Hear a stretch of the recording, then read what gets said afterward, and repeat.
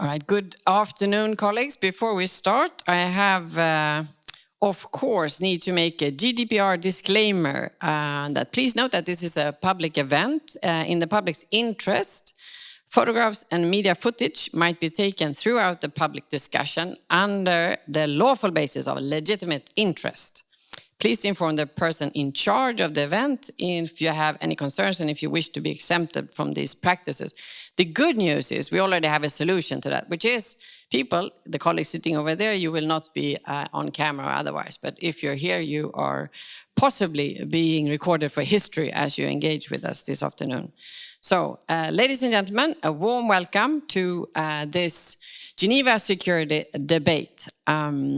And also, we would like to welcome you to the Geneva Centre for Security Policy, the GCSP, to the House of Peace, Maison de la Paix, and the topic, which we believe is both urgent and critically important. And that is the new agenda for peace, an opportunity to reshape peace operations. And you will have noticed it was not a question mark. It's neither nor an exclamation, it's just a punctuation. We believe it's critically important and it's a task that needs to be addressed. And we welcome and appreciate the fact that you have all joined us here. We have many people online as well, so you are equally welcome this afternoon. And what we will do, we have a panelists session first, but then we will open up the floor both for you participating here as well as those of you who have joined online. And if you put your questions there, my colleagues will translate it into my phone here. So I'll try to keep up and engage you as well. So make sure to think bright ideas and, of course, critical comments as we go along. So my name is Annika Hilding Norberg. I'm head of peace operations, peace building here at the GCSP. And I'm very much looking forward to introducing and facilitating this afternoon's conversation. And as I mentioned, we have an outstanding panel of experts, half of whom you will see here on the spot. But we also have colleagues online who's joining us from several places in America and Europe and Africa. Okay, excellent. So here we go. We will introduce our colleagues as we come along in the session. But before diving into the topics, we would like to highlight and share our appreciation to our partners on this and several other projects that are ongoing on the topic of peace operations and new agenda for peace. And that is the United Nations University Centre for Policy Research.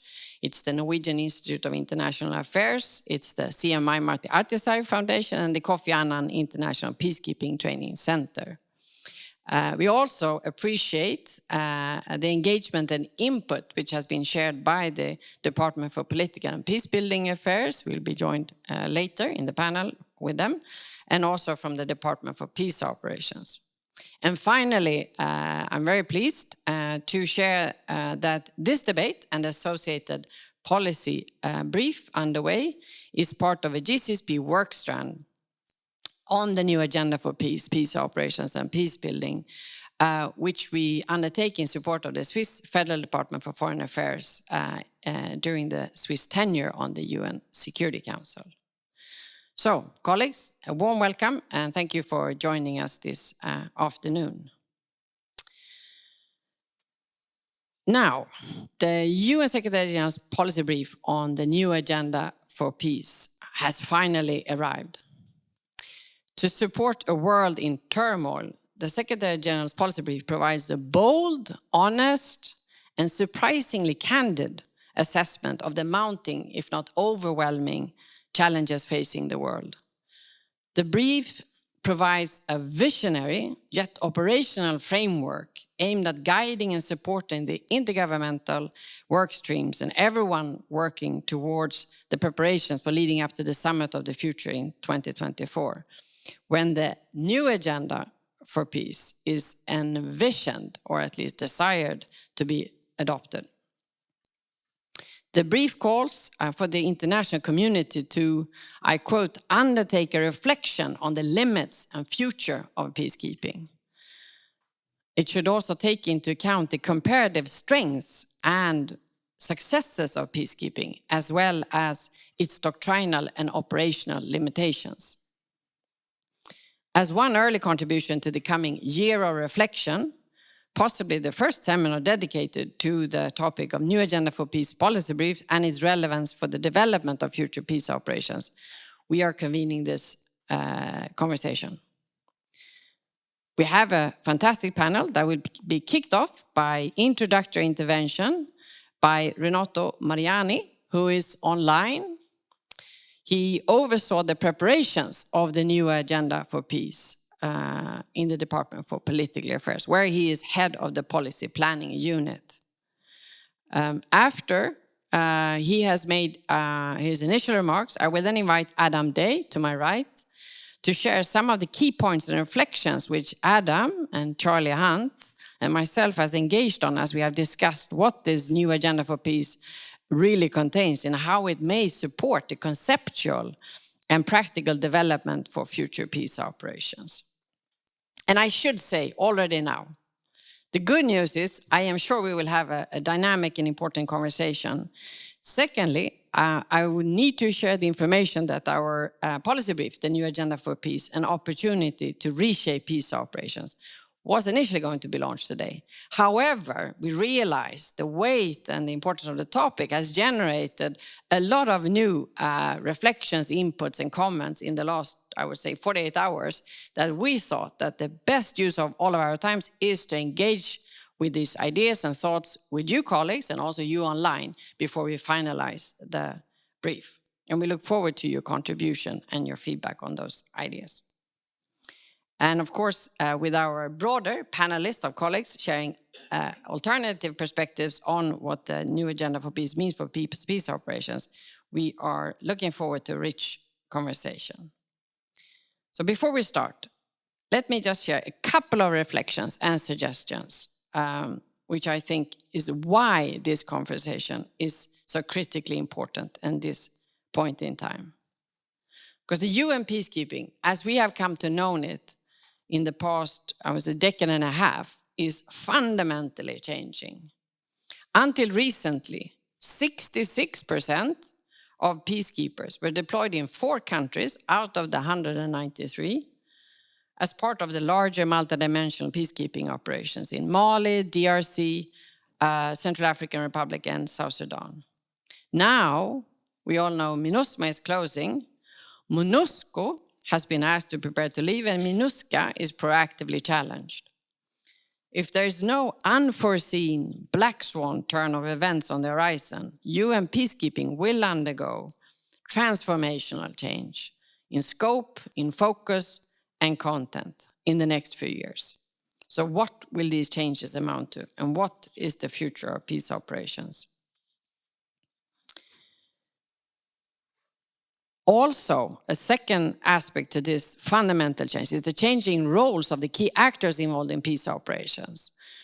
We all know that the UN, as I mentioned, is undergoing change, but also OSCE, a key contributor to peace building and peace operations, is obviously completely different is a different situation following the war on Ukraine. The AU is also changing, being empowered possibly, probably, by the new developments. EU has found a consensus it hasn't had since probably the beginning. We also have sub-regional organizations, private military companies, and others that are taking up a really critical role on peace operations. So that landscape of actors of peace operations is fundamentally changing. And also, that was the what and the how, and now for the who, and now for the how is, of course, the artificial intelligence, new technologies, misinformation, disinformation, ChatGPT, all these things is also fundamentally changing the way peace operations will be undertaken in the future. So this, I wanted to put that on the table because when you look at the new Agenda for Peace and the recommendations made as they pertain to peace operations are not very new. But the newness is in the fact that the way in which they are applied, need to be applied, is completely different. So for instance, the development of a spectrum of peace operations of different actors, which was presented in 2015, but that was when the larger missions was at the pinnacle. there was no room to actually address that, because the big elephants in the room absorbed all the funding, the political capital, everything. Nobody was really interested in developing that spectrum. This is so different. The larger missions is kind of moving on, and therefore we suggest that it's really now the time to revisit some of the fundamental, solid recommendations, both in the new Agenda for Peace, but also as they were earlier put forward by the Hippo panel and other things. Okay, I have a whole bunch of things. I promise not to talk too much, but this is a really critical topic, and Cedric promised I could come back in later when we're having the conversation. So without further ado, I will introduce our first speaker, Mr. Renato Mariano, who is head of policy planning unit at the UNDPPA in New York. And good morning. Thank you for joining us so early. Over to you.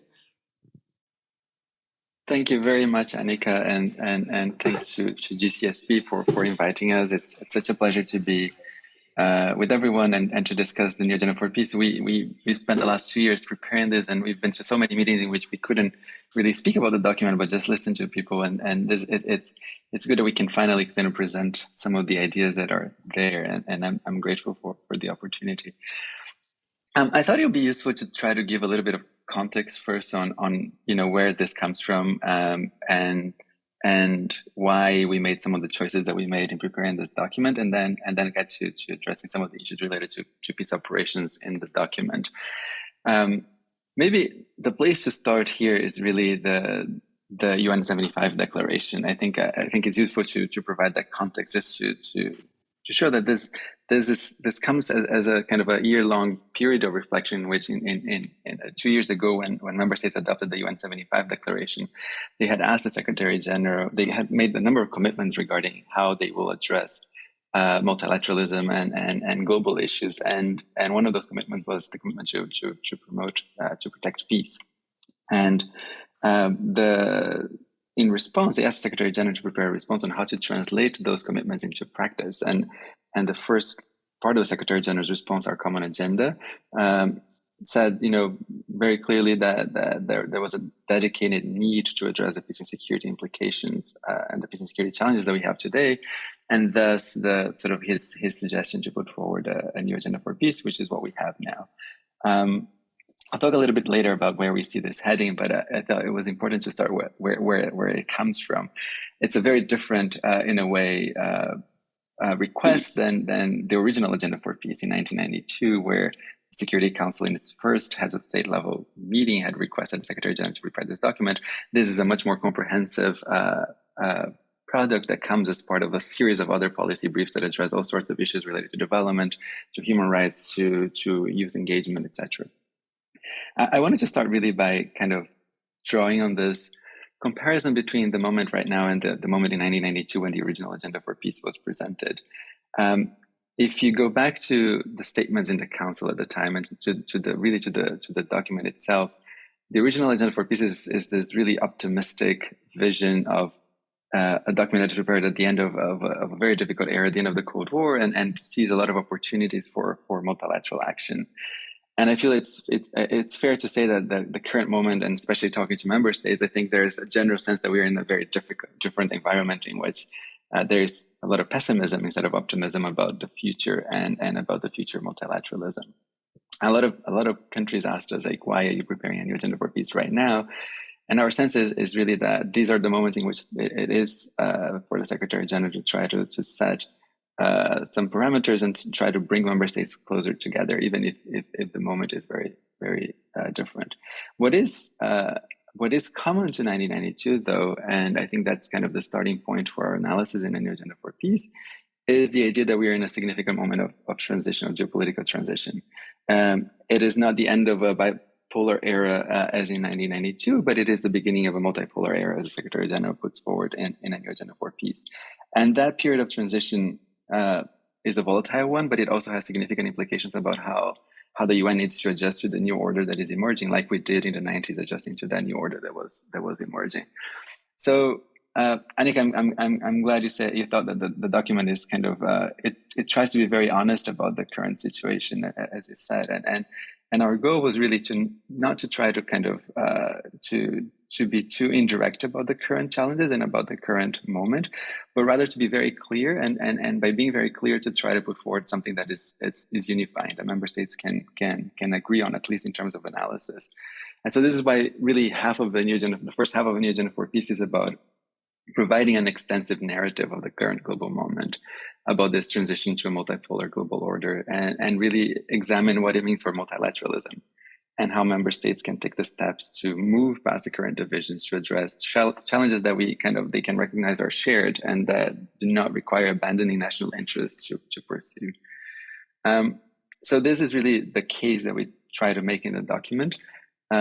It tries to really, it's perhaps a little bit different than many other UN documents in that it is very member state driven, and a lot of commentators have pointed to that. And that was really a deliberate choice in kind of understanding that the current challenges in the world cannot really be addressed simply by reforming the UN and moving kind of boxes around the organization. They require member state action to tackle them. And so this is why it's really, we decided to prepare what is really a member state driven document.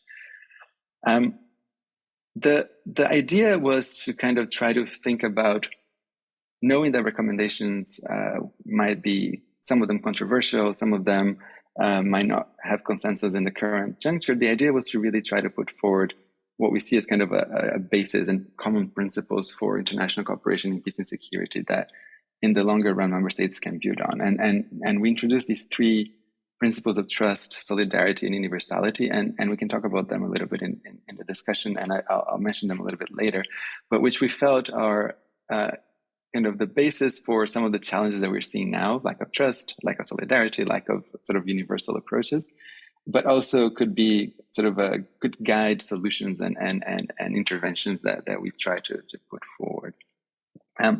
A lot of the vision that the SG puts forward is not, as you said, Annika, it's not about new things, but it's really getting us back to the basics. That expression is something that we've heard member states from all kinds of ideological persuasions, that a new Agenda for Peace should take us back to the basics, to basic principles of international cooperation, the centrality of the Charter, diplomacy, the need for mechanisms to manage disputes. And there's a lot of focus on that at a very strategic level, trying to think through what are those basic parameters and principles that have perhaps not been followed very, very strictly by member states in recent times. I think some of the main innovations in terms of the basics, if we want to go there, compared to the original Agenda for Peace, is that this is a document that really takes some normative agendas much more upfront than the original Agenda for Peace did. Women, Peace and Security agenda being I think a good example of. I don't remember the exact count, but the original Agenda for Peace refers to women maybe 5 or 6 times, whereas I think the new Agenda for Peace tries to really bring the sort of very, very progressive language on this issue, and just possibly some of the more progressive language that the DSG has used on WPS in peace and security recently. The sort of flowing from the strategic vision that the Secretary General presents, we try to sort of organize the recommendations around those 5 baskets that we have. Strategic risks and geopolitical divisions, preventing conflict and violence and sustaining peace, strengthening peace operations, addressing new technologies and implications of peace and security, and then international governance, the reform of intergovernmental bodies. But we do really see those as kind of very much overlapping and interlinked. And the approach was really to kind of address the recommendations kind of almost as a continuum.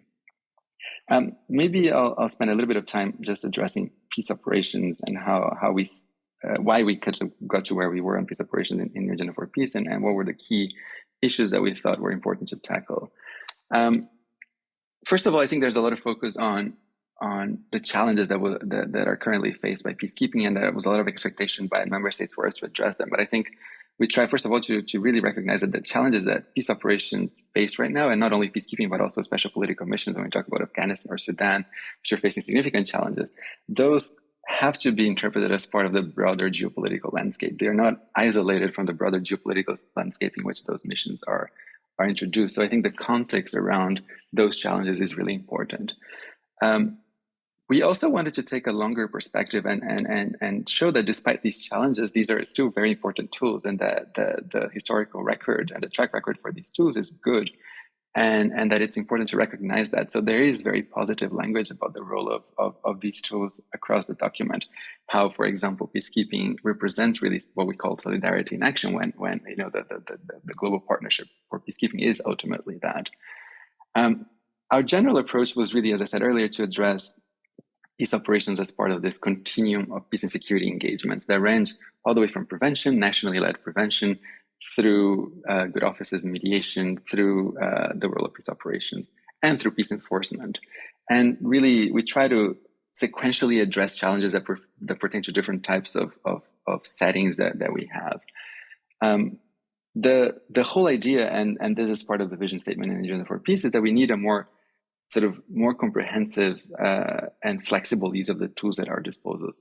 Irrespective of which tools we're talking about, they need to be more flexibly used, and they need to be approached on a more comprehensive basis.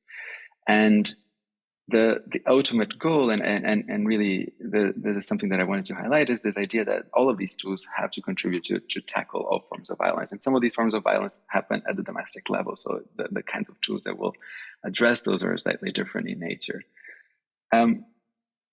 I think the idea of a more diverse toolbox was really important for us, because we know the challenges that the Council will face, or is facing already, in a more polarized and competitive global order, and the challenges about when, where, and how to deploy peace operations, how to maintain support to those missions will continue to be on the horizon.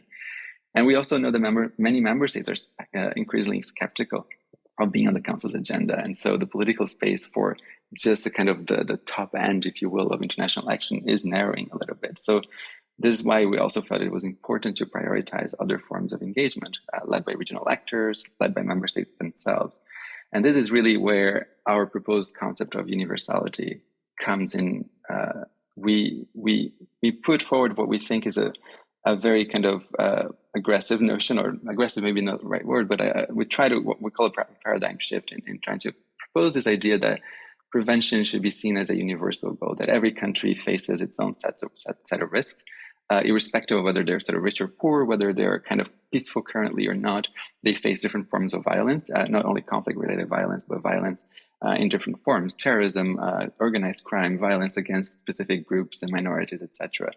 And we felt that articulating this universal vision of, every member state has a responsibility to tackle these sources of violence within their own borders can help us move away from the stigma that is often associated to prevention or to peace and security engagements, and just recognize that everyone has to work towards addressing the different sets of challenges that we have now, including new challenges related to technology, but as well as more traditional threats.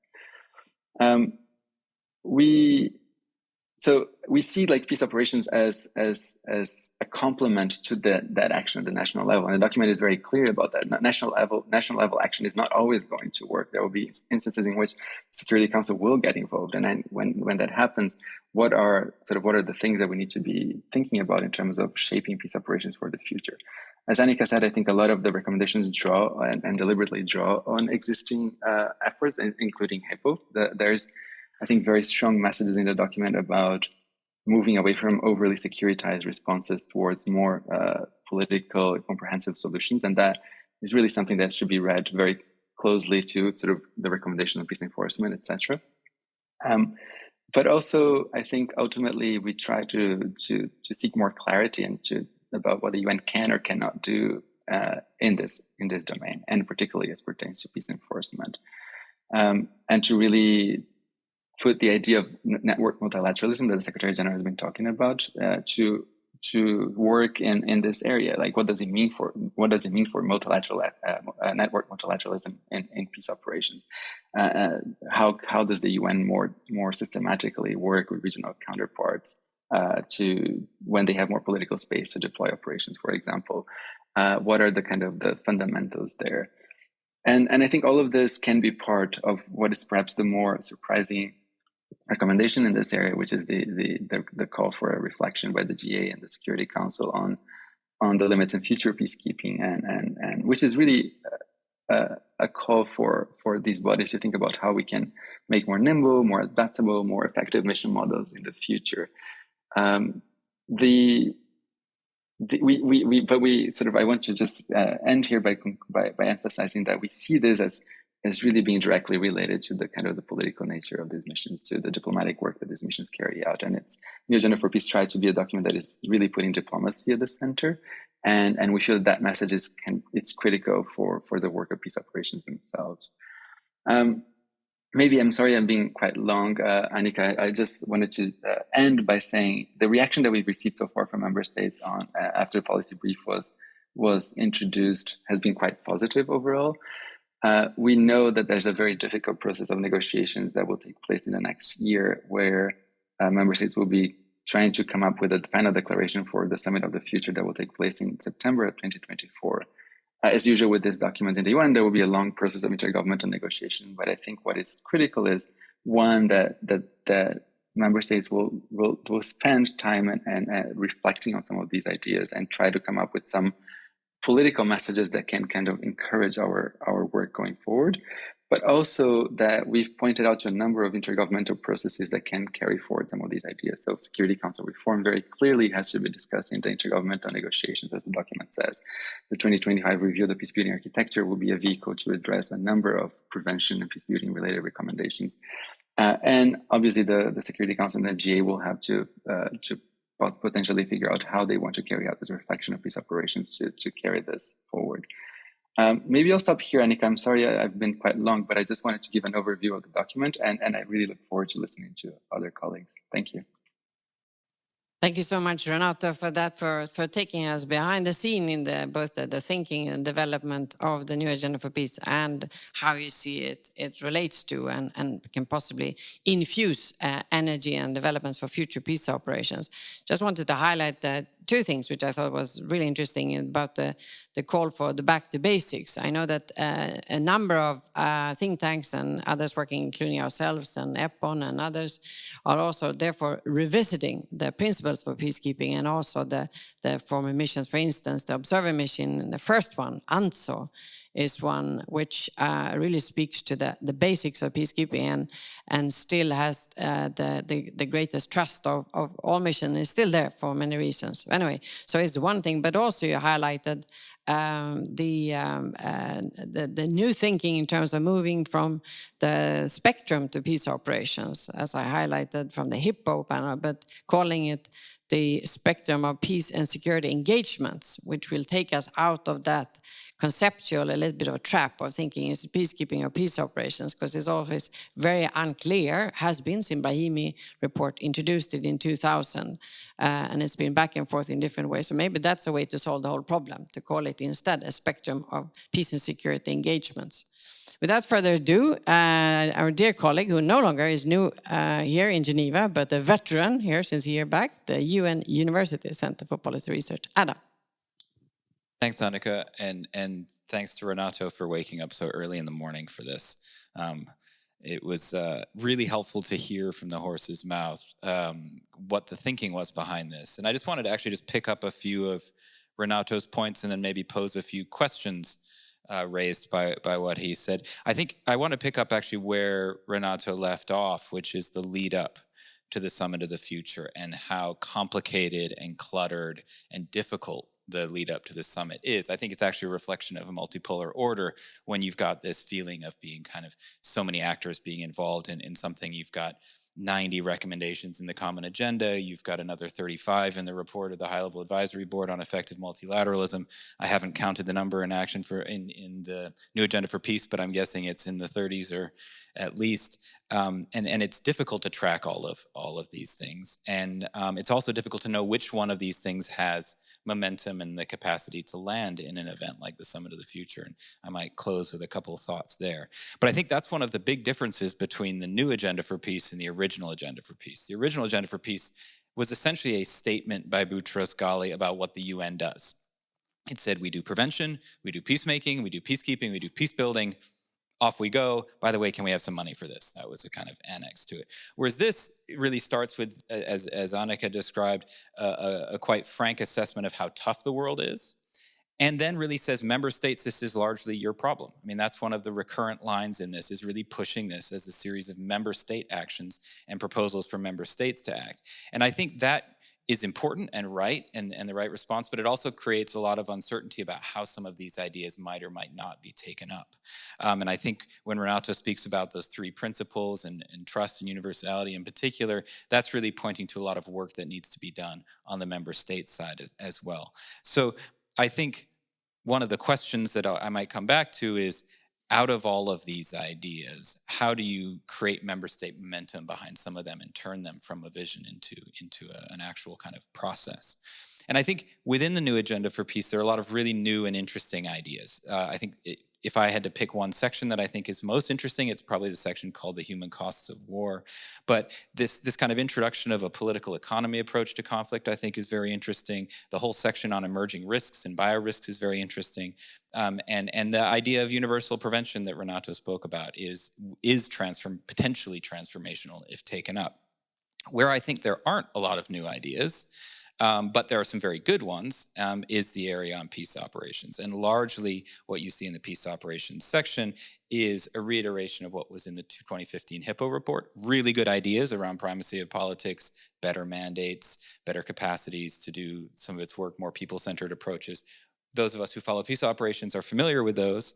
And then the Action for Peacekeeping initiative has many of the other ones. But what I don't see is many guardrails or guidance for that reflection on the limits and future of peace operations. That's largely left to the future discussion amongst member states. So that's a shortcoming, but also an opportunity. And that's one of the reasons I'm excited about this discussion. We can start trying to add some substance to that reflection.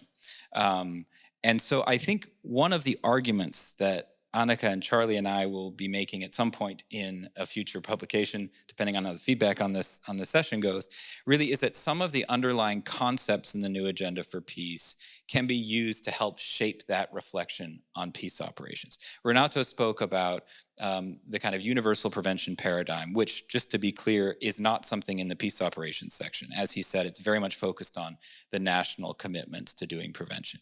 But underlying that idea of universal prevention is a deeper analysis that the threats to human security, the threats of violence, aren't just military. Transnational organized crime, climate change, new technologies, a whole range of other factors, migration, demographics, lead to instability, and they need to be addressed in the UN's peace and security arrangements. That was very much the center of the UN World Bank Pathways Report of 2018, very important document that I think isn't specifically referred to in the new agenda for peace, but is part of that underlying analysis of the multiple threats to stability. And I think that push to move beyond the fragile and conflict-affected states when thinking about the UN's peace and security work is one of the more transformational ideas in the new agenda for peace. It isn't just about the universal prevention paradigm, it's also about getting beyond that feeling of we've only got 4 big peace operations, and as Annika pointed out, many of them are on their way out. But I think that's the starting point where we should be thinking, as Renato said, about the peace and security engagements of the UN and what role peace operations might play in addressing those. And it may be a narrow one, by the way. It may be a narrowing one, too, when you think about the downsizing. So the 5 questions I'll have with that as the starting point is, if the UN World Bank Pathways Report is right, that things like horizontal inequality amongst groups, grievances by unequal political settlements, or many of the dynamics that are referred to in the new agenda for peace, if that's what's driving risks, should the UN more focus on an inclusive political settlement as the stated goal of its peace and security engagements? Should that be the metric for whether the UN is succeeding more in its prevention and peacemaking work? If that is the right outcome, what's the role for peace operations in helping to deliver that political settlement? And looking at the track record of peace operations like MONUSCO in Congo, what can we say about their capacity to deliver that? That could be an important aspect of the reflection on the limits and future of peace operations. Then I think I really like Renato's point about moving to a spectrum of peace and security engagements rather than just a spectrum of peace operations. The Hippo speaks about a spectrum of peace operations, so you could think of SPMs up to up to heavy multidimensional peace operations, but rather think about what are the whole range of tools the UN might bring to bear on addressing those deeper conflict risks. And that could get you beyond cookie cutter approaches where when you look at the mandates of the big four missions, even though the context of Central African Republic, Mali, South Sudan, and Congo are very different, the mandates are surprisingly similar. The assets produced for those missions are surprisingly similar. SPMs have 2 or 3 different models, but they're also, to a certain extent, a model that's being applied. And if you think more along that spectrum and start asking deeper questions, what's actually driving risks of violence, you might get into a whole range of different constellations of engagements that we haven't considered yet. So I think that's a really nice set of questions that could drive a deeper reflection, the one that wouldn't be so supply driven. Right now, one of the interesting things is the Department of Peace Operations is the department that oversees all peacekeeping, and the Department of Political and Peacebuilding Affairs oversees everything else. So there's still a structural division within the Secretariat, and there's still, I think, a mental division between the kind of big, thorny peace operations and everything else. Maybe we can start breaking that down. I think Renato spoke about subsidiarity and the role for regional organizations. For me, if there's one big proposal in the new agenda for peace that is probably getting traction, at least in Addis, but possibly also in New York, it's this idea of giving the African Union access to assessed budgets for peace support operations. This is a long-standing discussion. It's not popular in all quarters, but really thinking about what does it take for regional entities to be playing a lead role in some of these prevention and potentially even peace operations is a really important question. I would imagine that one's got a lot of traction going forward in some quarters. Fourth question is, who decides then about what the UN's peace and security engagements should be? We always think of peace operations as something that's mandated by the Security Council. The Security Council is fairly broken, lots of proposals for its reform. In the meantime, there's a big initiative to try and explore how the GA could play more of a role in responding to peace and security threats. Everyone who's followed Uniting for Peace from 1950 can speak of that. But there's also proposals about expanding and strengthening the Peacebuilding Commission, including a proposal put forward to make it a council that might have a more robust role in driving some of these engagements. There's a proposal out there by the Foundation on Global Governance Sustainability to create a Global Resilience Council out of the Trusteeship Council that would address many of these risks to stability. I'm not saying any of those is necessarily a good idea, but I think it's important to start thinking about which actors are involved in pushing some of these engagements, keeping in mind that I think the Security Council will remain the major one that is dealing with peace operations in most of its current incarnations. Final question really is, how can peace operations be part of addressing some of those emerging risks that are identified in the new agenda for peace? That's tech risks, that's climate risks, that's biological risks potentially. We tend to think of peace operations as largely military responses to military problems. There's an interesting proposal that wasn't taken up in the common agenda, but it was made, is that there should be the capacity within the UN to do special technical or technological missions to potentially respond to cyber warfare threats. I'm not saying that's a good idea, but it's starting to push us into the realm of thinking about emerging risks. And that should be part of the discussion, the critical reflection on the limits and future of peace operations, I think. Although we may find that there's a very, very narrow role or maybe even no role for peace operations in that. That may be a bad use of it, but thinking in those terms could be helpful. The final point I'll just make is I can think of almost 200 proposals that are out there in the various policy briefs and high-level advisory boards and common agendas. There's going to be a tendency to try and pack as much in to the Summit of the Future and get as much out of the Summit of the Future as possible. I think it's a real risk in trying to do that. One of the big points that Renato kind of hinted at, but that was really clear in the spring, was this G77 and others pushback saying we need to focus on the SDGs, we need to have a narrower, more focused agenda for the Summit of the Future that doesn't have this huge range of other proposals in it. And one of the big challenges, I think, is how do you take what feels like a menu of options in the new agenda for peace and what feels like a menu of options in a range of other documents and start doing a bit of triage and consolidation.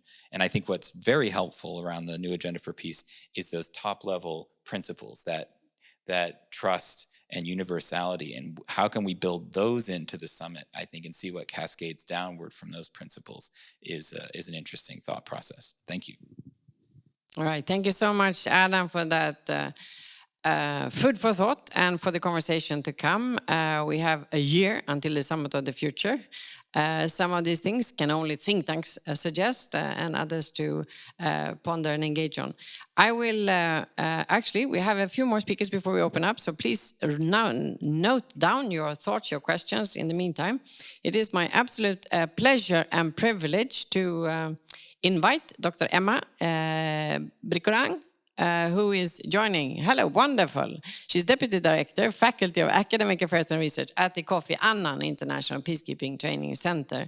And also, she will be joining us here. She's got a PhD from SOAS London and also a long run of writing articles, and she's got a thesis all speaking into the topic we're addressing from an African perspective, both AU and ECOWAS and also other regional dimensions. Emma, I'm handing over to you. Thank you. Thank you so much, Annika, and good morning to you all. It was interesting listening to the two previous speakers, Renata and Adam. And I think in order to build on the discussions that have just started, I would focus on two key aspects of the agenda for peace, the new agenda for peace, which is the placing national action at the center, as well as the emphasis on making peace operations more nimble and versatile, and the role of regional organizations and how there's a lot more emphasis on bringing them into the fulcrum of peace enforcement. I enjoyed reading this new Agenda for Peace document. I think for me, it's very forward-looking. It offers very practical examples on how we can take a lot of the initiatives that we've been discussing the last 2 decades forward. I remember reading it and calling it Agenda for Peace, choosing peace instead of war, because one of the key things that was emphasized was that peace is a choice, and so is war. And I think it places a lot of responsibilities on member states. For me, coming from a very troubled region, I think the emphasis on placing member states at the center is good in a sense, but it is also problematic because a lot of the member states that we have in the region are very weak. We have several countries that are collapsing.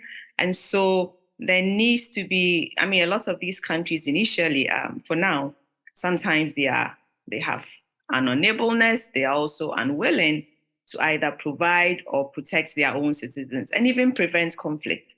And so it is important that if we want to place member states at the center of prevention and even for peace enforcement, that we build these states. What type of states are we placing these responsibilities on? Even for those supposedly strong states that we tend to rely on. I'm a Ghanaian, and we have problems in Ghana. So if we are placing a lot of the emphasis on the state, then we need to go back to building strong states, building strong governance systems. And I think this is where it's important that we go back to the roots.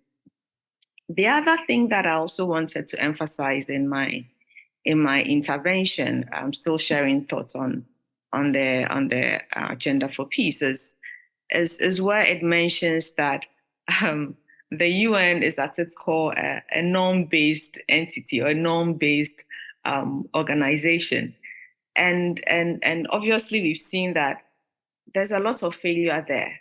So we've got different interpretations by member states of what these norms are. There's mention around the universality of the normative framework, but these norms, they are not universal. They are not shared by all. And so if we are talking about universality of normative frameworks, that's problematic, right? So the rules, the procedures, the operating mechanisms, the decision-making procedures, even sanctions for flouting these norms, these are not shared by all member states. So that becomes a problem when we say that the United Nations is at its core a norms-based organization. Is it losing its core? Because that brings it into question. The other aspect as well, still trying to keep within time. Anika gave me 5 minutes, so I'll try and stay within it or just a little bit more.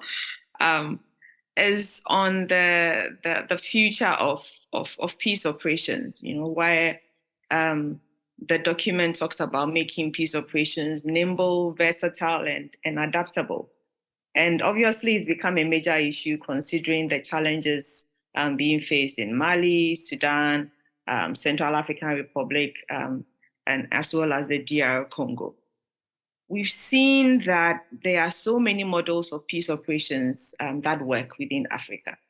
And we've had situations where even for the African Union, because of their own challenges, they have also sublet their peace operations to other entities, right? So we've had previously the G5 Sahel, which is having problems. We've had the Boko Haram, the force against Boko Haram, that is also facing challenges. So if we are subletting peace operations to other entities, we've seen how it has faced problems. How can it work when we are subletting peace operations? Now, the document places a lot of emphasis on enforcement action by regional and sub-regional organizations.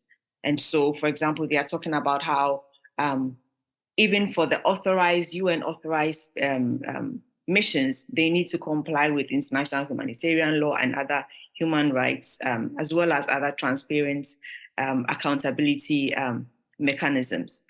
Let's not forget that these regional and sub-regional organizations also have their own internal challenges.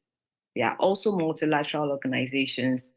They also have the same issues of member states' commitments and dedication as the UN is facing.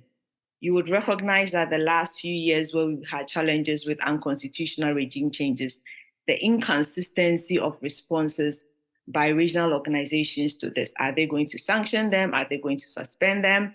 Are they going to, and in the last few days, we've had discussions within ECOWAS as to whether they would send a regional peacekeeping force to go to Niger and topple the regime in power.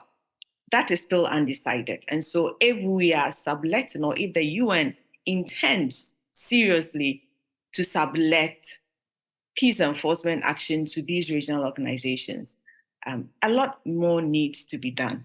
First of all, to build the capacity of these regional organizations, ensuring that they have the right frameworks in place, ensuring that they have the right logistics in place.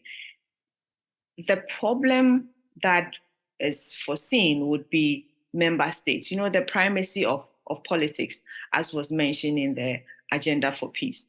That is a major issue within the region. The positive aspects, and I think maybe I'm being a bit too negative, the positive aspects is that you have a lot of these regional organizations that have strong ties, right? And so they have a strong role to play when it comes to the primacy of politics. And that is where I would like to talk about when it comes to peacekeeping transitions. And so you have discussions around Mali, which is where MONUSMA is being almost booted out of the country. There are discussions around MONUSCO exiting. Are there ways in which the regional organizations can be brought into the discussion? You would find that in a lot of the discussions around rehatting of UN peacekeeping missions, in Mali, AU was there, ECOWAS was there before MINUSMA was mandated. Now, when MINUSMA was mandated, regional organizations had a smaller role to play, actually very little role to play apart from a political mission. Now, if the mission is exiting, what other ways can we bring the regional organizations into the discussion? Can they replace the UN mission? Is it a possibility? At the regional level, they think they can do it, and they have actually advocated for it in a lot of their meetings and discussion because they say they can do it.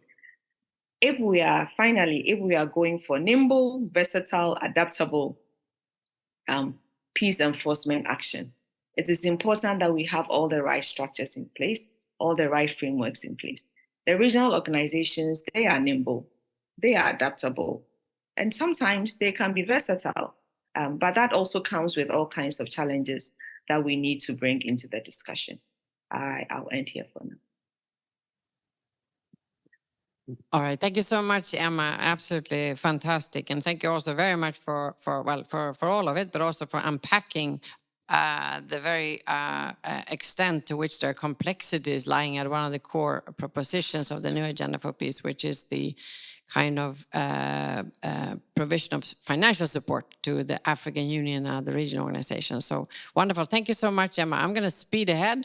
And I believe I have Cedric, Dr. Cedric de Koning from NUPI, also head of the EPON, the Researching and the Effectiveness of Peacekeeping Operations Network, who will join us now. Yes, over to you. Thank you, Annika, and wonderful to join this conversation and look forward to your questions and discussion we're going to have later.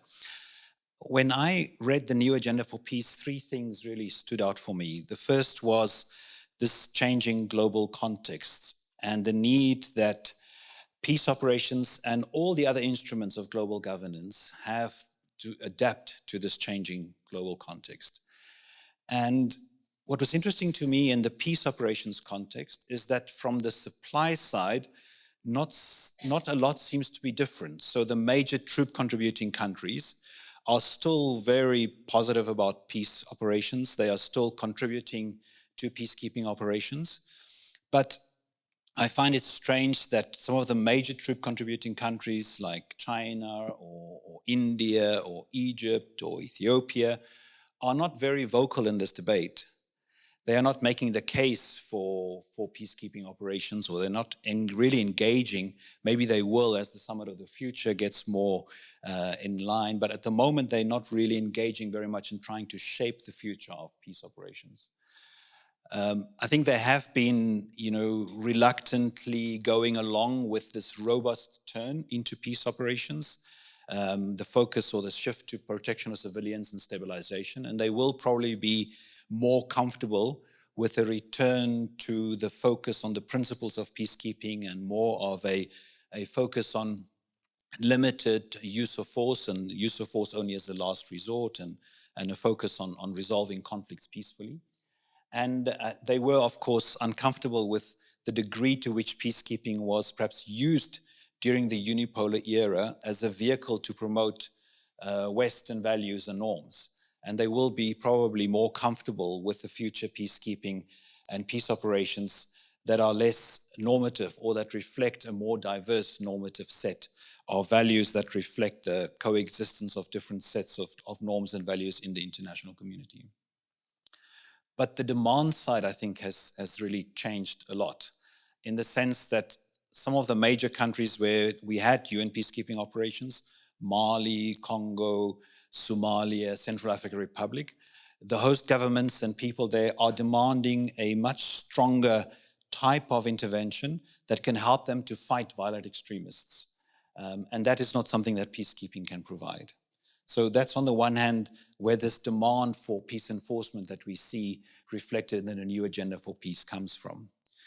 But we also notice, interestingly enough, that all the new peace operations that have been authorized by the Security Council since 2014 have been special political missions rather than peacekeeping operations, because there's another set of countries that are undergoing political transitions that are uncomfortable with peacekeeping, uncomfortable with the idea of having international armed forces in their country, because they feel that signifies that they are somehow in crisis and need international intervention. And they are more comfortable with a political operation, a civilian operation, that is not seen as such an imposition on their sovereignty.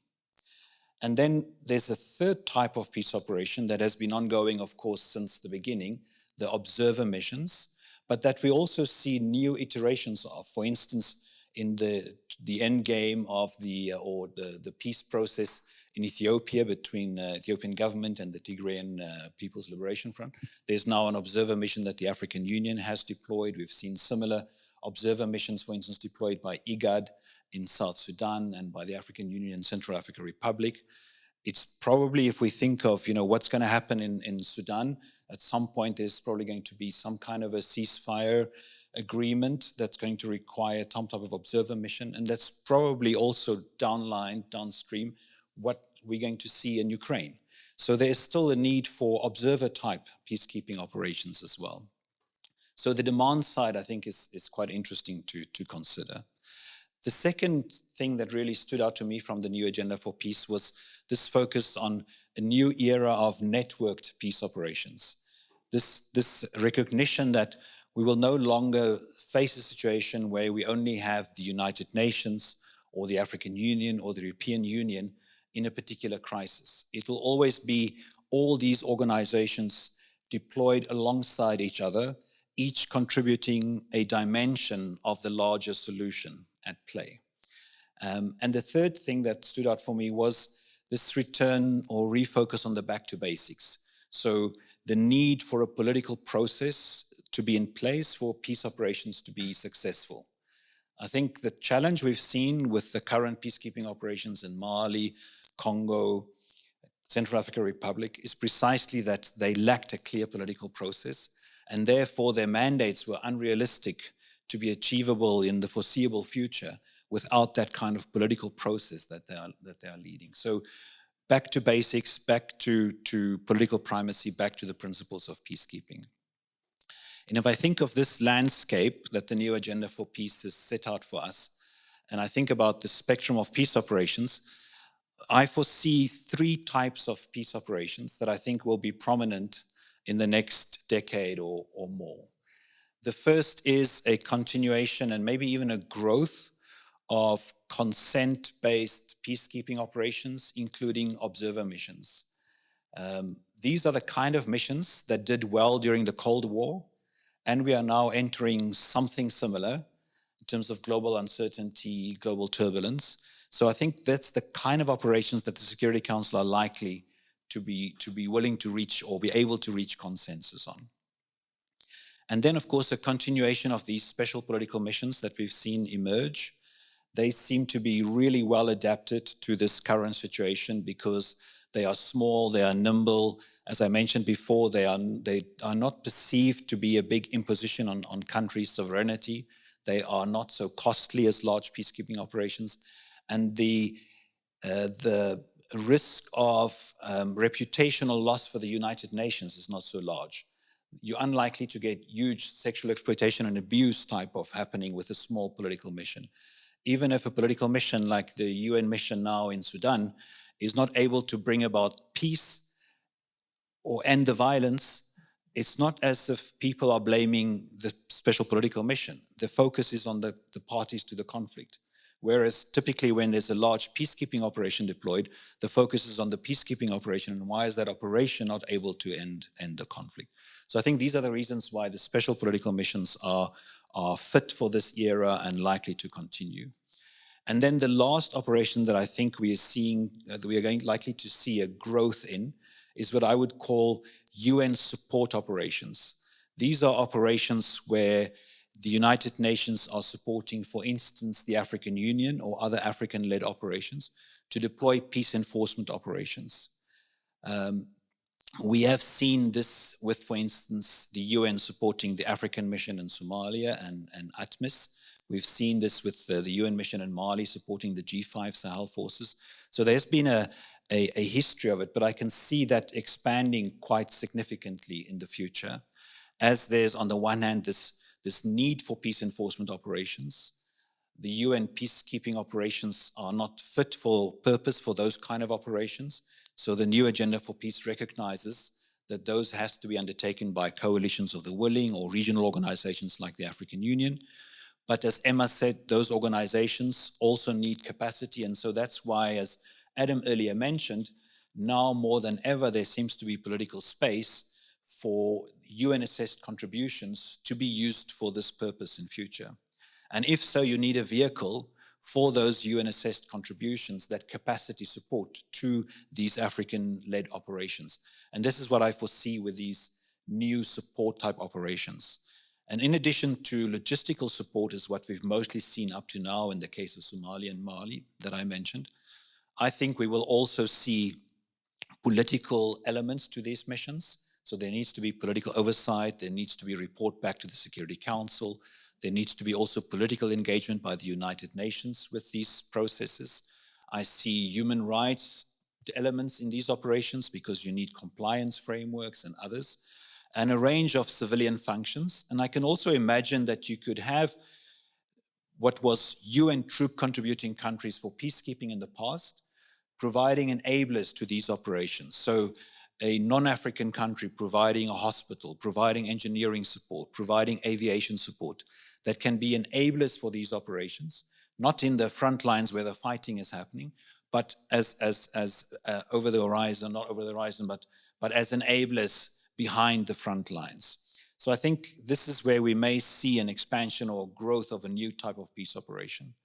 But because these operations, or let me say, because peacekeeping operations are not fit for purpose for enforcement, these can't be peacekeeping operations. They would need to be some kind of a new type of UN support operation that may require its own doctrine, etc., to be developed. Having said all of that, I would just like to conclude to say, I think despite this moment that we're in that requires a significant rethink around the future of peace operations, I certainly do not see this as an existential moment for peace operations. Peace operations have gone through various crises in the past, and they've always managed to adapt to this new situation. And I see no reason why the United Nations and others who do peace operations, like Annika mentioned, EU, OSCE, African Union, sub-regional organizations like ECOWAS, etc.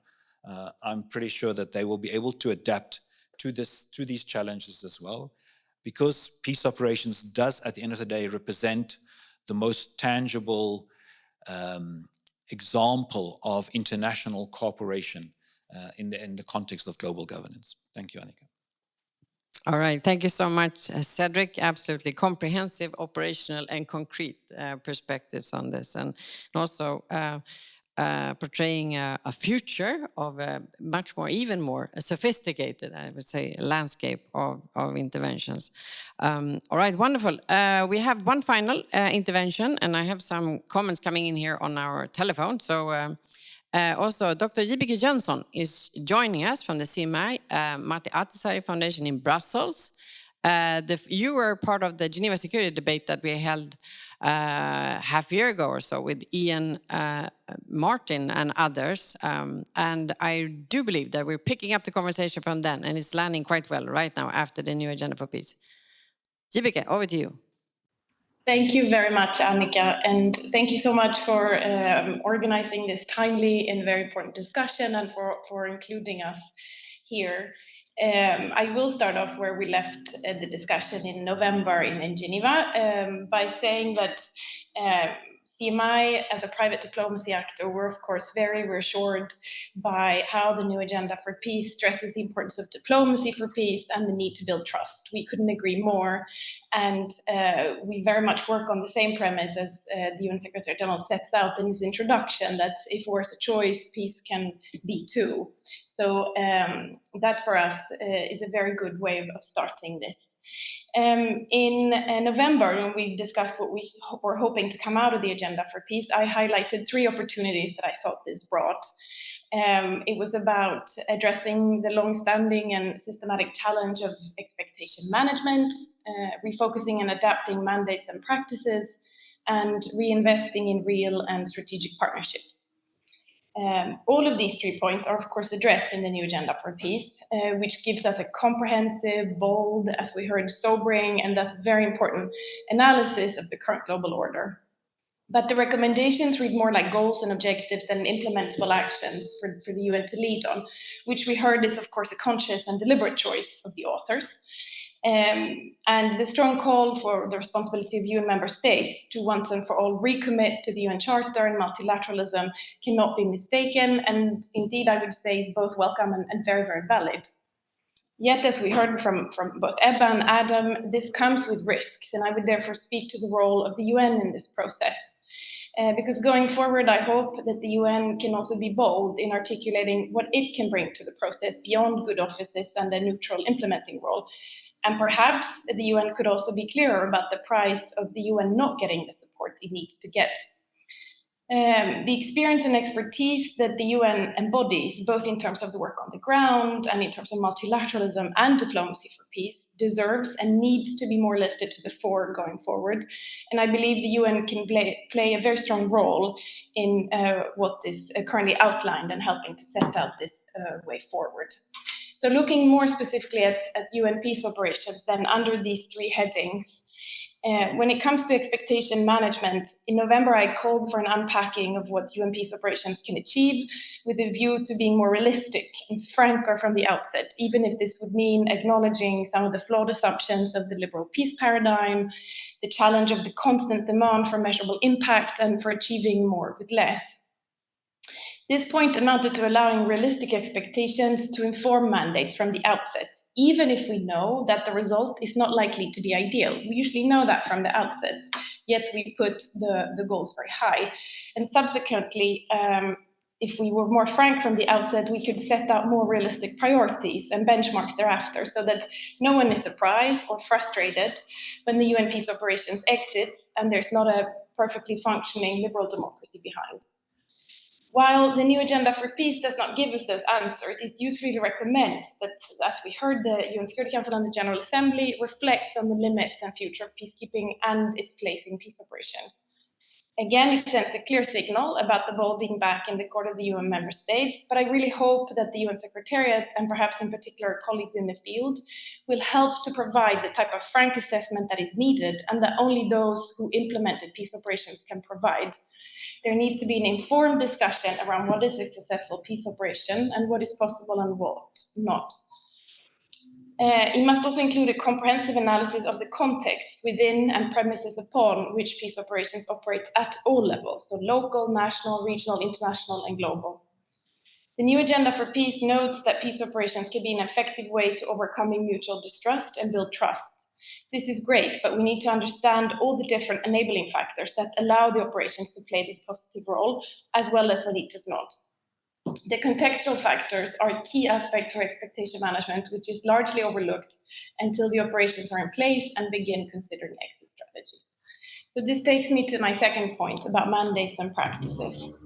In November, I called for going beyond outlining the new type of threats to also carrying out a frank assessment of what this actually means for what is needed when it comes to refocusing and adapting the mandates and practices of peace operations.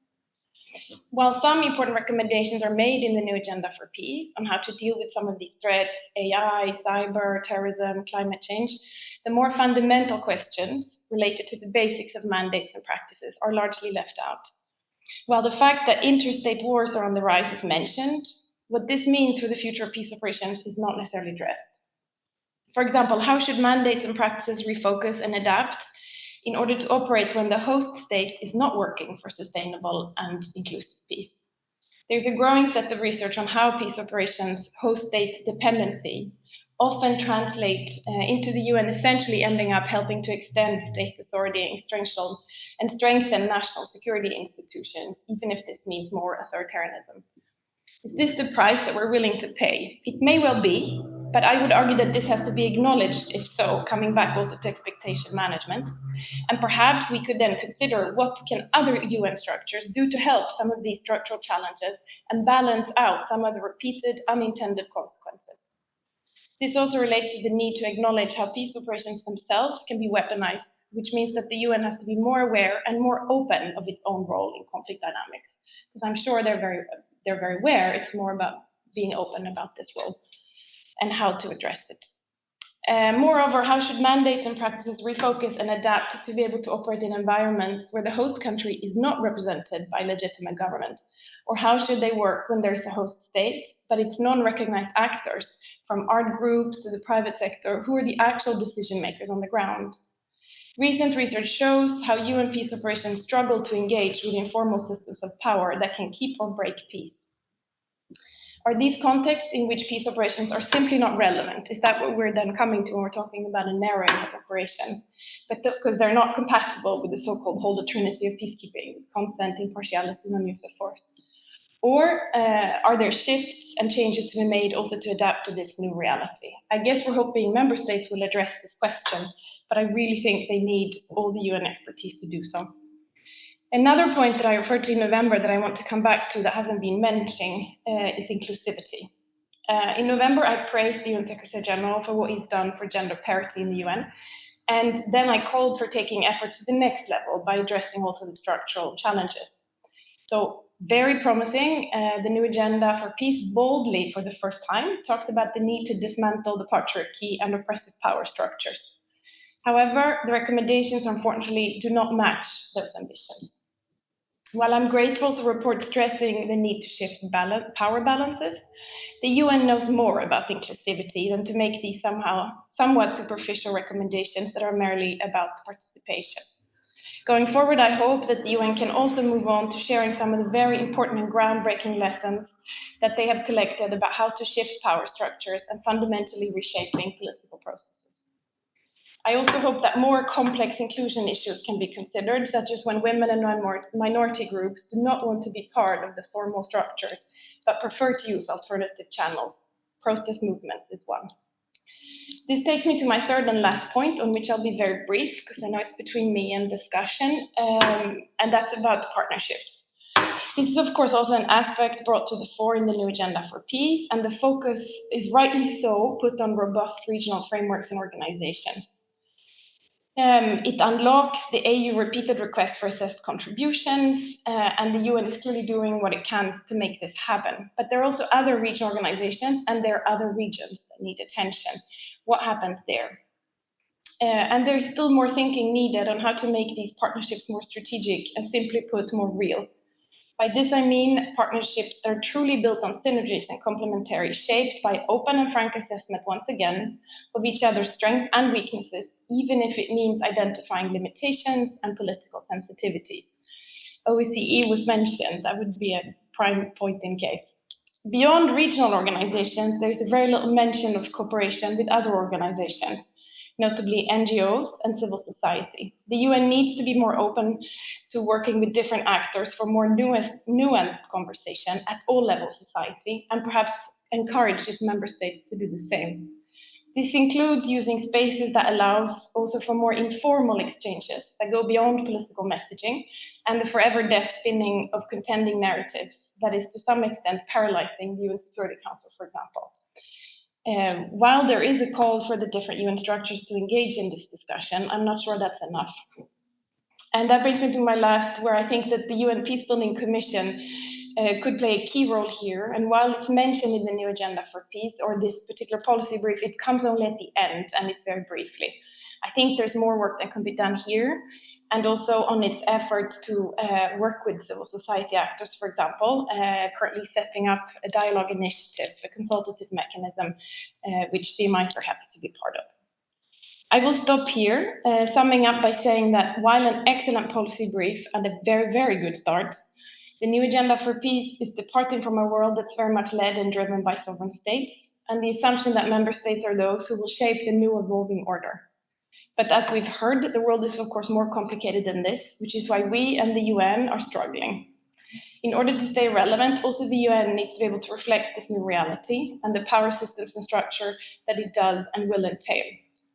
While the UN member states are key in making this change, it will also require the UN to be even more bold than it has already been. It's about what Adam referred to as the role of the UN in creating that member state momentum to make these bold changes. It will require courage and a confidence in the system and in multilateralism that allows us to ask some of those questions that I've mentioned here and lead informed discussions thereon with member states and other constituencies through formal and informal channels. We need to think outside the box. This is a challenge at this point in time, but has never been more important. And if those who work with and for the system does not show that they believe in it enough to take those questions there and its ability to adjust, then who will? Thank you. Thank you very much, Jibeke, for your, as ever, frank, friendly, and critical assessment of the topic, and also for sharing your inspirational ideas on where you think this process should go. And there was the question of keeping the momentum, or actually strengthening the momentum.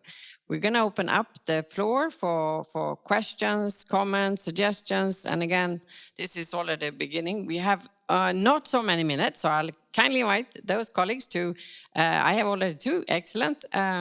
to short and concise, and please raise, and then I'm going to raise also here from the floor. Yes, I think Ambassador Yvette Stevens, former permanent representative of Sierra Leone, to here. No, we do. Okay, no mic. You don't need a mic. Yes, no, thank you very much to the panel, and I think this is very timely, and peace operations are part of the UN, even though they were not explicitly put in the UN Charter.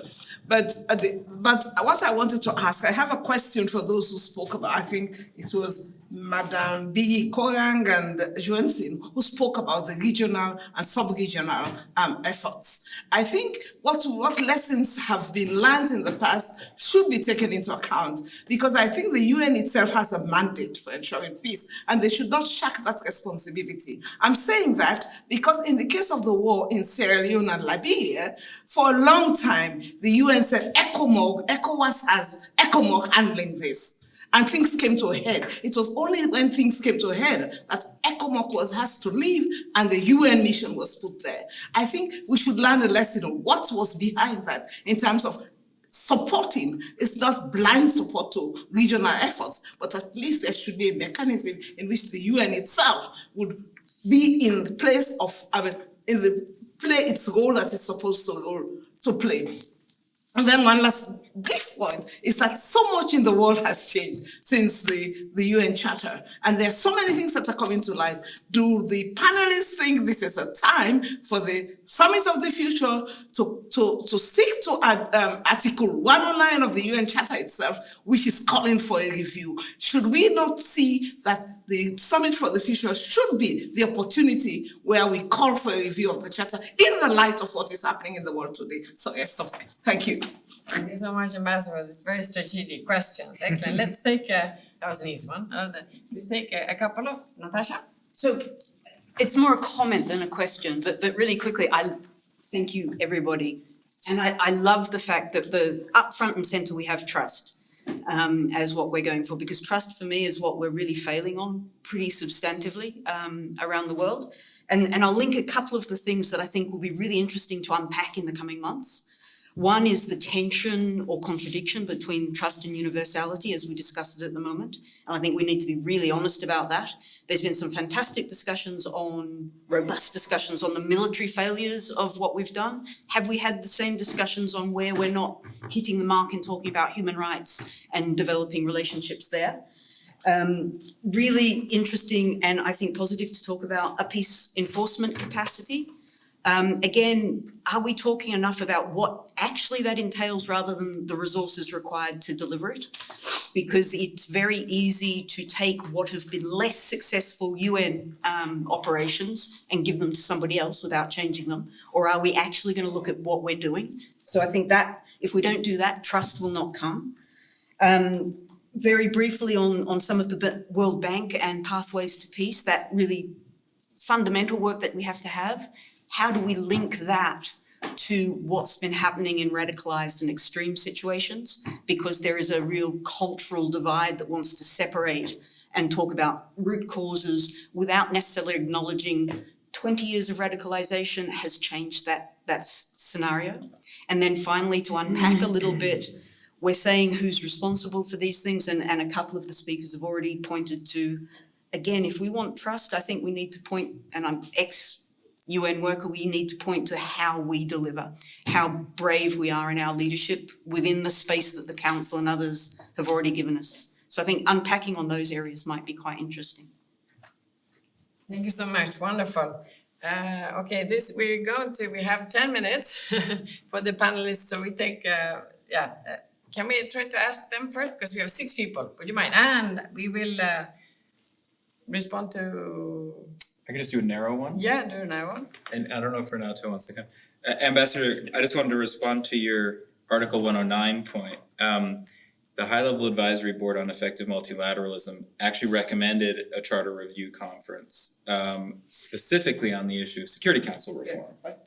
But I think you're right, which is once you open that box, there's a large number of other questions which could be brought in around the charter, including what organs are appropriate for the UN, including maybe even some of these questions around the role of regional organizations within the system. There could be other questions around the status of cities and subnational governments in the UN. I mean, you could imagine a whole range of questions that would be raised. My sense is, first of all, it's not clear. I think it's very unlikely that such a debate would be opened in this GA. But I think the question is, can you plant the seed so that by next GA it happens? And what it would probably require is a critical mass of member states pushing for it. So I'm not trying to put the question back on you, but I think the starting point would probably be some sort of G77 plus, saying here's what an agenda for either Article 108 or 109, there's a small difference between them, would be. And also reassuring that it wouldn't be the Pandora's box where everything would be on the table, narrowing the scope down to some issues. But I think it's exactly the right moment, and the question has been put forward at a pretty high level already. I think Cedric and Emma may be better on some of the other questions. I'm going to hand over to Cedric before I turn to the panels on the screen. Well, I didn't really have the response. I was thinking we should give people a chance to get all the questions on the table. Okay, yeah, so we're going to do it quickly. You said you had some on your phone too, right? So, well, yeah, the challenges we have, we really have some very complementary speakers, as you know. We are running out a little bit of time. I think for those of you that have some time to remain, I think we have a few more minutes, the panelists, if you want to stay on and engage following up. So let's take 2 more questions. I had you, and I think, yeah, you. Yes, please. Good afternoon. My name is Valentina Spina. I'm a student here in Geneva. I study diplomacy and international relations. My question is more for you, Dr. Cedric, as you mentioned the necessity of maybe changing the terms that we use for peacekeeping operations. As we see the case in Colombia, I'm Colombian. So, for example, one of the biggest worries for the Santos government was that when the UN agreed to make a peace operation in Colombia, it was seen as a failed state, or that the state was a failure, like the reputation of it. So one of the agreements that it was achieved was that it would be an observatory mission for the voting of the peace process. But at the end, it just became that, an observatory mission. And today we see that the peace agreement has failed in many aspects of it that they agreed beforehand. So do you think there's a need for these observatory missions to first comply with the concerns of the government in turn, to accept the international aid that is needed, but also for them to become more actionary in the land? Because from my experience or my parents' experience, things have not changed in Colombia since the peace agreement as they said that it would. So for example, do you think in those situations you need like a political mission to revise that and then become an actionary mission that can actually help people on rural areas or on site itself?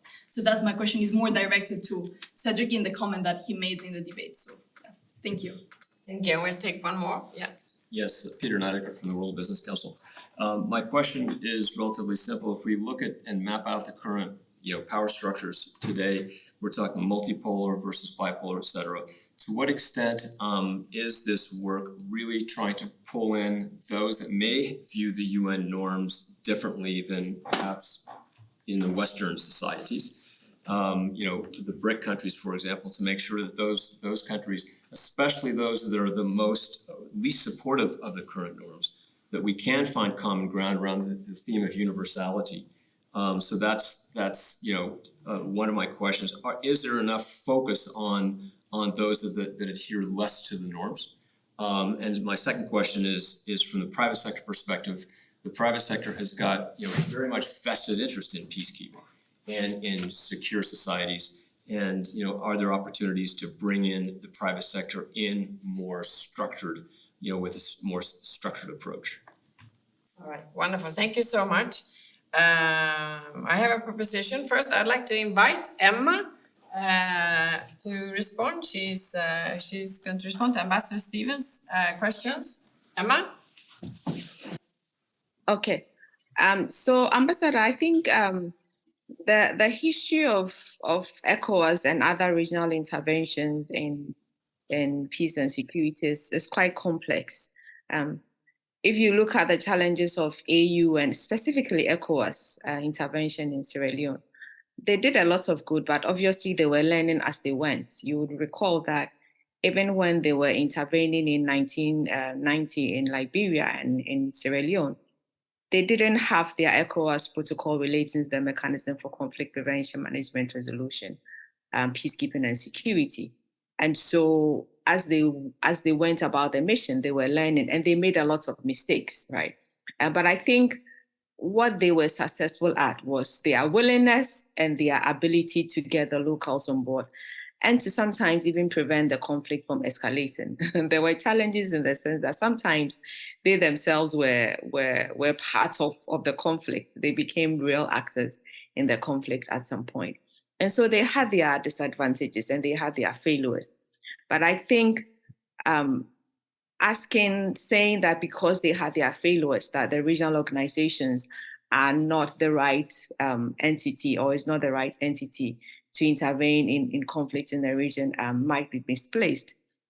They have learned about the process. They have structures in place. And I think Cedric has been involved in the formation of the development of the ECOWAS standby force as well as the African standby force. They have a lot of structures in place to ensure that the mistakes that they made in the past have been corrected. They have good doctrines that they have established, and they have rights, norms, human rights norms that a lot of the member states have assigned to. And they also have trained their forces to a large extent. So those mistakes of the past in Liberia, Sierra Leone, and to a certain extent, La Côte d'Ivoire have been corrected. The good work that the African Union, AMISOM, did in Somalia is a great example of what regional organizations can do with support from the UN.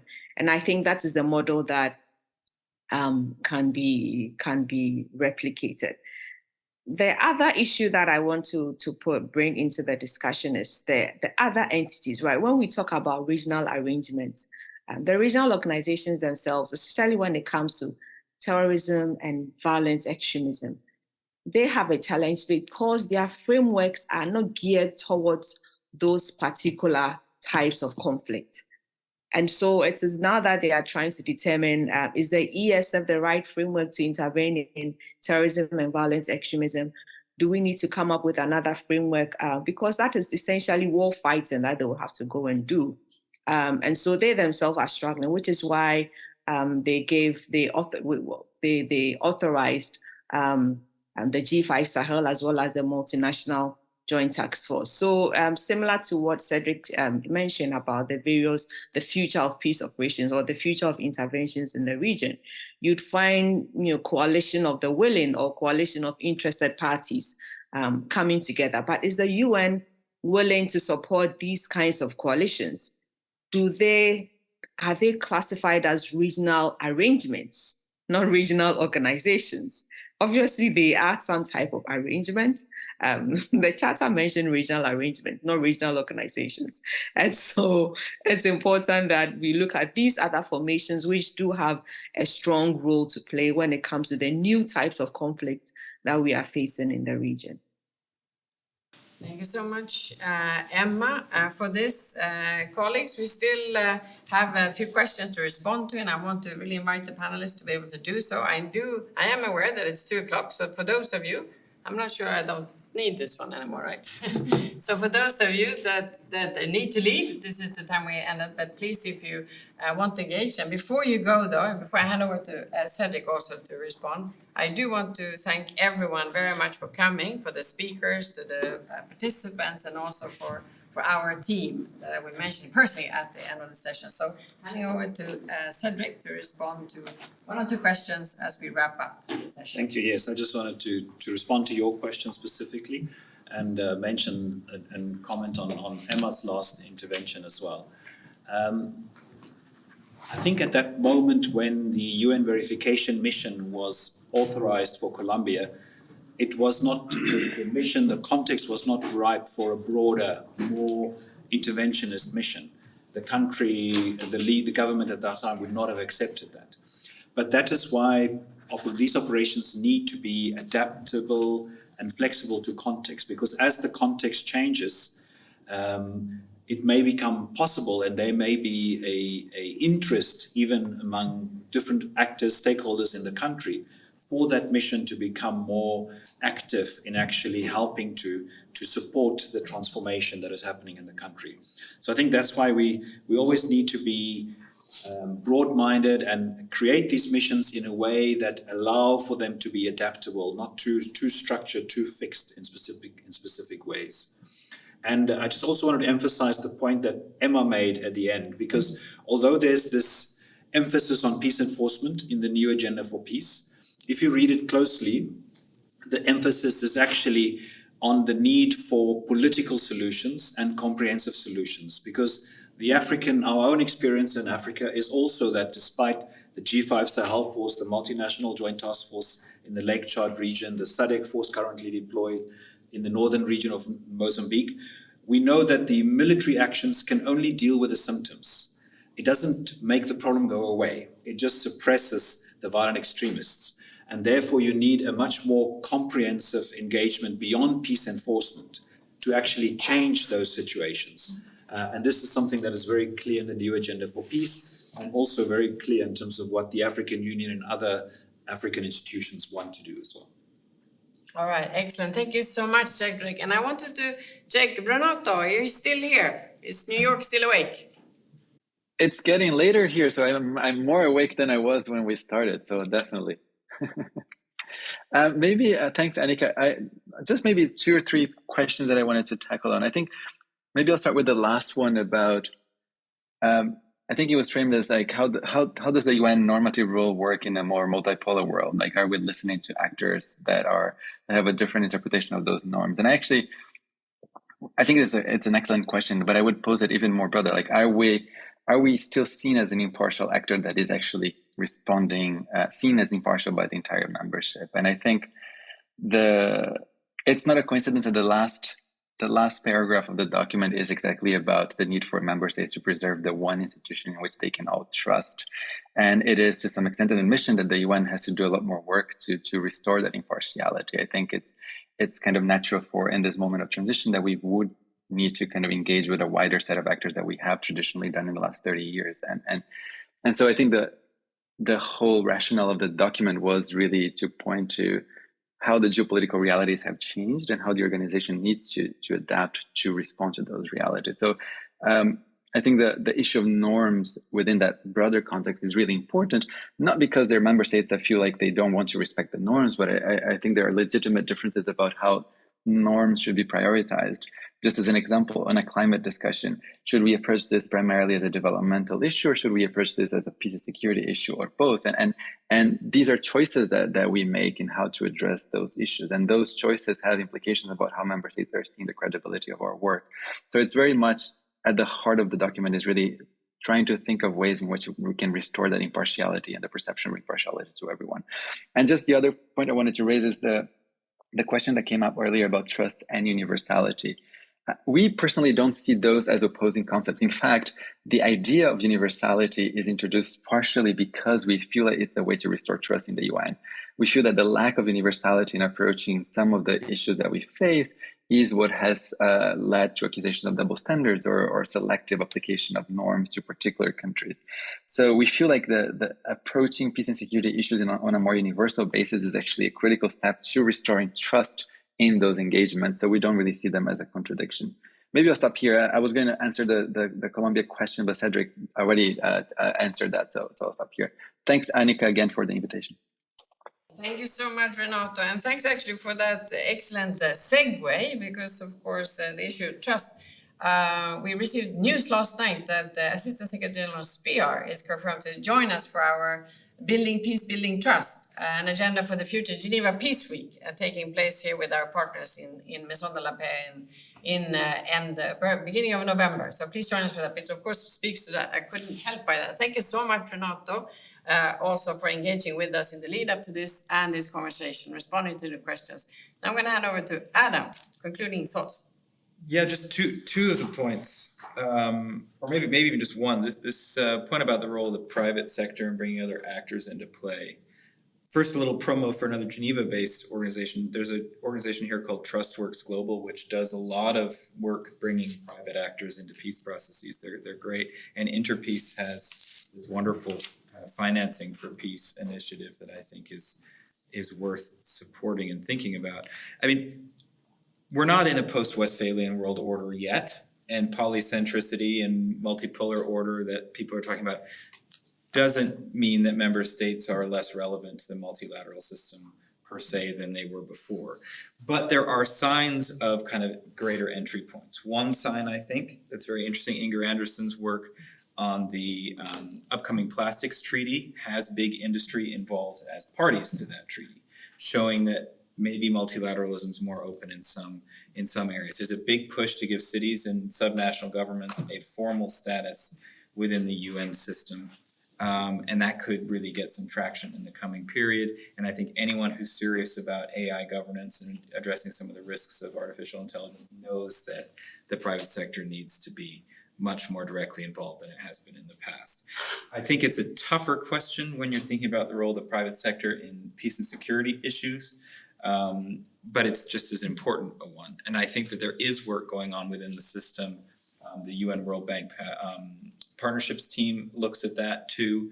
I think it's implicit in the new agenda for peace, but it's another one of those things that needs to be extracted. Again, the most interesting section for me in the new agenda for peace is that human costs of war, the political economy approach to peace, which focuses a bit on demilitarization, but also has to do with those questions of where we spend our money.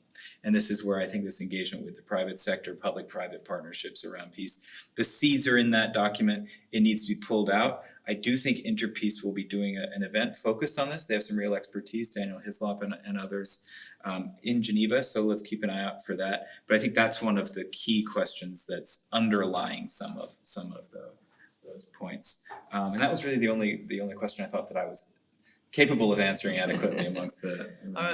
Wonderful. Thank you so much, Adam. And then the last one who hasn't responded or hasn't had an opportunity to respond to the question is Jibike.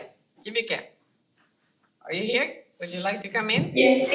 Thanks, Annika. No, not much. It's late and a lot of important things have already been said. Just to maybe point out that for me, I very much welcome and was surprised almost how strong in the policy brief the fact of a norms-based organization is highlighted. The reason being that we have a lot of other of the main multilateral actors at the moment going a little bit the other way, focusing on transactional partnerships. And what's called pragmatic partnerships and so on, and some would argue somewhat undermining some of those fundamental norms that we see a pushback on by doing so. So for me, it's very reassuring that the UN is tackling this head on by referring to trust, solidarity, and universality. And I hope that this unpacking would allow us to move forward rather than take steps backwards, in particular when it comes to universality, as it is clearly going to open some more questions that will need to be discussed, even if very difficult. So thanks a lot for starting this conversation and including also us in there. Thank you, Annika, and everybody else. Wonderful. Thank you so much, JBK. And with that, we are a few minutes over time. We very much like to extend our thanks for all of you to engaging and the panelists and speakers and also participants in this, I would say, dynamic, instructive, and hopefully insightful conversation. And also, of course, now we really have a task for us to put together and finalize this policy brief that will be one of course, many contributions to the dialogue moving forward on preparing for the summit of the future. And as such, I want to pay a particular thank you to all my colleagues who's really made this possible. Sarah Sogier, our DPO in the Peace Operations, Peace Building Cluster, and also, of course, we have a Deputy Director, Christina Orisic, and Tobias Westner, who's been very patient with our policy brief, who's Head of Policy Advice, and Christina Liang, who is in charge of the Geneva security debates, and also other colleagues joining in supporting this effort. So thanks everyone for coming, and really much looking forward to the year ahead when our conversations will contribute and continue, I should say, continue. And hopefully the summit of the future will deliver what we all expect and require. Thank you.